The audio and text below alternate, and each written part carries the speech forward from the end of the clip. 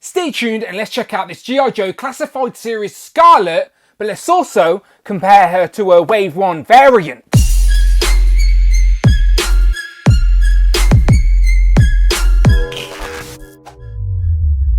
Ciao and welcome back to the channel, Dan Who Reviews. As always, my name is Dan W. Make sure you are following me on Instagram at It's Dan Who. And remember, you can hit that join button and become a channel member as well. Quite simply show some love or join the members club. Much appreciated. Today we continue our G.I. Joe June or G.I. June as I'm opening up all my G.I. Joe Classified Series figures I've had piling up in the attic. Now I'm well aware I'm a year late, but I've been waiting to create some space so I can display these guys and create a little corner of my shelf. And now I have the room, I thought why not open these up on camera, and June is just an excuse to do exactly that. But the advantage of being late means I have both the original Wave 1 release here and then the redecoed variant of this release on the other side. So we can quickly mention these. I'm only going to open up the variant version as I don't really want to open the first version because I, like many of us, were not happy with the sort of, not so much the character design, but mainly the colours that went into it.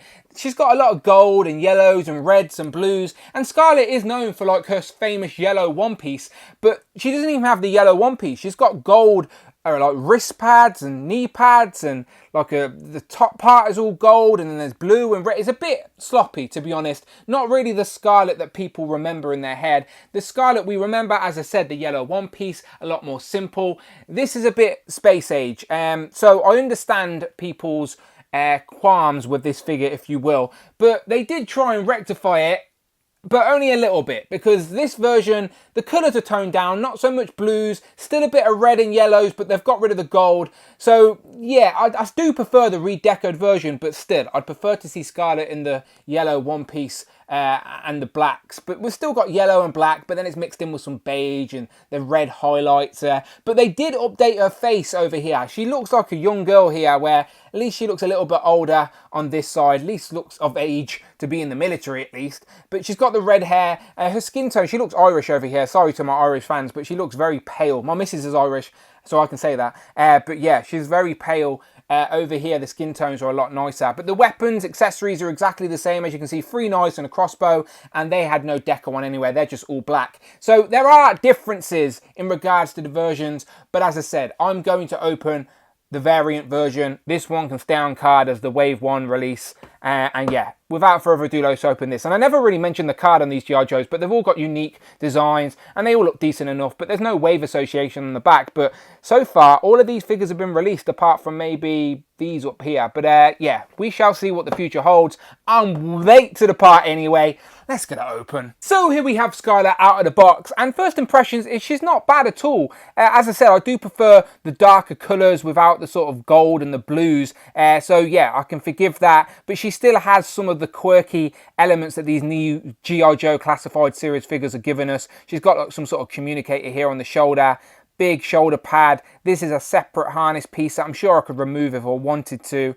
She comes with some accessories, as we've seen in the box nice and clearly. 3 knives and then a crossbow. And this crossbow actually comes apart, so you can use it as just a gun if you wanted to. So we'll zoom in and take a look at that as well. But yeah, let's zoom in general and just take a closer look at the head sculpt and what else we have with this figure. So I definitely think this variant version is better, especially with the head sculpt. She doesn't look like she's about to drop dead. The first version was very washed out, very white, where now she's got a little bit of colour in her face, so it looks decent. She's got the red hair and a ponytail, a little bit of blonde in the front, but yeah, she's got a little bit of life to her face, which I appreciate. And the digital face printing, considering it's not based off an actual person, is not bad at all. Now, if we work our way around, she's got a nice big shoulder pad on this shoulder, but it does actually hinder the articulation going up. You're not going to be able to get it past there, because that's quite a hard bit of plastic there. But the other shoulder should still go up to 90, which it does. This harness piece seems separate. Let me just zoom out a little bit. So yeah, move her ponytail out of the way. So this is a separate harness piece where she clearly puts her arrows. There is a little slit there, but obviously there's nowhere for her other weapons or a bow and arrow thing to go. So I'm assuming some of these knives go in there, maybe. But we'll work that out in a minute. But yeah, that's a separate harness piece. If I pop the head off, I'm assuming I could take that off if I wanted to. There is room there for 1 knife as well, which I'll put in a minute. But she's got a nice range on the top. She's got a ball joint at the waist and at the top. So lots of room for movement there. She can do the worm essentially. But yeah, this belt's a separate piece as well that spins all the way around. Is there any room for a weapon? No, it doesn't seem like there's any place for a knife. Her arms, she's got like these sort of wrist gauntlets on, and then these just sort of gloves. But at least it's all on theme, I guess. And there's that sort of communicator I was telling you about that we've seen Duke had as well. And then she's got some sort of throwing stars there along with the star. And then moving down to her trousers, which are the main difference in colour. These are beige now with the red highlights on the side. Then moving down to her boots with the yellow. And they've went, instead of gold, it's like a dirty gold. It's like a brownish, beigey sort of colour. But yeah, lots of sculpted detail on here for her advanced weaponry or whatever they're doing now with these classified series. But it's nice to add some females to the crew, and Scarlett was the first one. Not the last, I hope. We've definitely got a couple more already. But yeah, Scarlett's looking good. So let me check out those weapons and see where they go. So I've already mentioned she comes with this crossbow that also is a gun. So it all looks like one piece, but then this top piece literally just pops off there. So if you want to have Scarlett hold a gun with a big dent in it, then there you go. You can use this. But obviously, it's much better when you attach that on there for a crossbow. She also comes with 3 knives. Now, 2 of them are exactly the same, and 1 of them is a little bit smaller. So you see these 2 with the sort of indents in it. These are the 2 that go into the back harness that I mentioned earlier on, because we noticed a hole in that. So if that will focus for me, there you go. So there's a back harness with the bow and arrows in it. So I'm just going to put these 2 in here. There's plenty of room for both. And you can see, if the camera lets me show you, they sit nice and snugly, literally flush with the top. So there you go, 2 knives in there, no problem at all.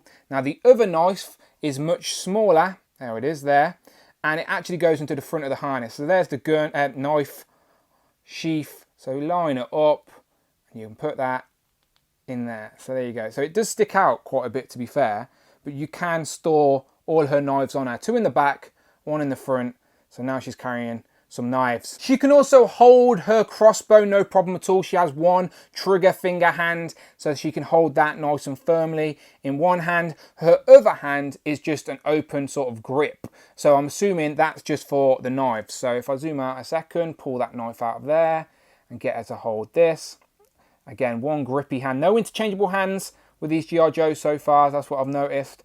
But yeah, there you go. So she can hold a crossbow, she can hold a knife, and now she's ready for battle, I assume. But yeah, not bad, not bad. So I wanted to just mention Articulation since it's the first female G.I. Joe I'm reviewing on the channel. So yeah, I'm going to take the harness off because of course that's going to hinder articulation, and I can also take the crossbow off, that's fine as well. So let's start right at the top. So the head, lots of range, you can zoom in, you can see this, lots of range up, down, lots of pivot as well on there. She's going to look very drunk, lots of movement there on the head. Shoulders, this one won't go all the way up because that shoulder pad is just way too thick, but it will go about that there. This one will go to 90. The elbows are single jointed, so no double jointed female elbows unfortunately on this one. She's got hinge on the wrist. This one is side to side, and this one for the trigger finger is up and down, which I do appreciate. It's a little bit loose, so it's like the heavy gun will make it flop down, but at least the hinge is there. She's got a diaphragm sort of ball joint there, and then also one at the waist. So lots of movement here, looking back, forward, well, crunching forward, crunching back, and then of course 2 points of articulation for if you want to twist her that way, and then you can twist the waist. So yeah, loads of movement up here, no problem at all. Legs do have a drop down, so you can drop those down to get the legs really far forward, like really, really good. Not so much back, but you see how there's lots of gap in there now, so I dropped them down. You can just push them back up and that's absolutely fine. But yeah, the legs will go out that much. There is a swivel up here. You can see it breaking the sort of sculpt anyway, but this one's better hidden at the boot. That's hidden within the sculpt, which I always appreciate. Double jointed knees. Will she kick her own ass? Yes, she can, but you've got to give it a little bit of force. And then, of course, she has a hinge and an ankle pivot as well. So, for a female figure, a decent range of articulation, I think. I think for the poses you want to get her in, you're going to be able to do it. So, yeah, no complaints from me on this. Scarlett looks good. And here we have Scarlett compared to the rest of the figures in Wave 1 G.I. Joe classified series. These are all the re-decoed variant versions, and I should have reviews for all of these up on the channel right now if you want to hear my thoughts and opinions on this first wave, because so far so good. So we've got Roblox Snake Eyes, Duke and Scarlett, And yeah, like I don't know why I've waited so long to open these guys up. They're looking good. And for some female comparisons, here we have an MCU and a comic Marvel Legends. So we got Black Widow there on the left, and then we have Psylocke. And yeah, as you can see, Scarlett scales very well. Even with the male Marvel Legends, she still scales quite well, as you expect females to be a little bit shorter. So here we have her with Hellfire Hank and then a hand ninja, of course. So final thoughts on Scarlett, I think she's pretty good. Some of the joints are pretty loose, like especially when she's holding that gun, it flops down, which I don't like. And as I said, the deco's still a bit all over the place for me, but as an action figure, I still think it's very nice, and it's always nice to add females to the line as well. So overall, I'm very impressed with Wave 1. I think my expectations went really low after so many complaints by the community, but now I've got them in hand and I've opened them up.